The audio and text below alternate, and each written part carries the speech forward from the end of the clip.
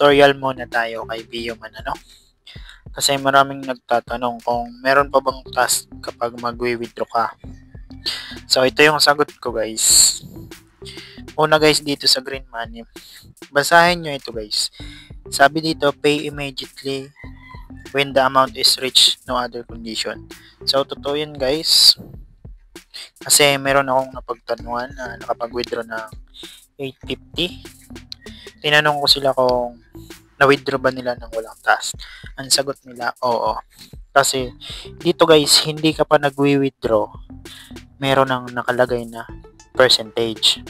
So, meaning kapag naabot natin yung 850, magiging 100% yan. So, pwede na nga nating ma-withdraw yan. So, ano yung kaibahan ng merong task? So, balikan natin yung application na Backbite, guys. Ito, pakita ko sa inyo. Ito yung Backbite application, guys, na merong task, which is same lang naman ang may-ari.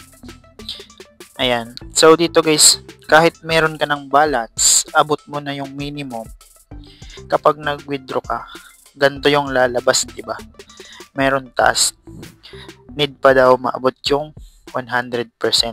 So, dito, guys, ilang beses ako nag-take, ilang beses ko natapos yan. Never ko yan nakuha. Kasi, ito yung need nating mapa 100%. Itong 70% na interest accumulation. So, paano natin yan mababa 100%? Guys, kailangan nating mag-invite dito. Dapat active yung na-invite natin para mag 100% yan. Ito yung pagkakaiba, guys. Sa Backbite, nag-withdraw ka kasi may balance ka na, pero hindi mo pa makukuha ng direkta kasi merong task. Ano naman yung kinagandahan ng Bioman? So, sa Bioman, guys, ito nga, wala na yan task, ano? Kapag napa 100% natin yan, automatic pwede na tayo mag-withdraw. Pero, guys, paano nga ba tayo makakakuha ng green money? So, dito yun, guys, sa mission. Dito sa mission, merong 100 green points tayong total na nakukuha, diba? Mas mataas yung green points na nakukuha natin sa invite, ano? So, hindi ka pa nagwi-withdraw, meron ng percentage dito, ano? Ayan, nakukuha natin yung green money habang nag-i-invite tayo, naiipon na natin yan dyan. So, dito yun, guys, sa agent, ano? Yung green points na nakukuha natin sa daily tasking. Kapag napuno ito, mag-upgrade kayo, mayroong green money dyan. Ayan, so makukuha natin green money kapag naabot natin yung level, na-upgrade natin ng green points galing sa invite yan, guys. So, dito, habang nag-i-invite ka, nagkakaroon ka na ng green points, ano. Pero dito natin yan makukuha. Dito. So, kapag napa 100% na nga natin yan, wala nang tasking yan, guys. Direkta withdraw. Hindi ka, guys, sa Backbite, meron ka ng sapat na balance, nag-withdraw ka, may tasking pa. Dito, guys, wala. Kapag sapat na yung balance, ma-withdraw na yan, matik yan, guys. Kasi, yun nga, napagtanungan ko sa iba na wala silang naging task, ayan, sa 850. Kasi una pa lang, hindi ka pa nagwi-withdraw, meron na nga 100% dito na kailangan natin mapuno. So, nagigits na ba, guys?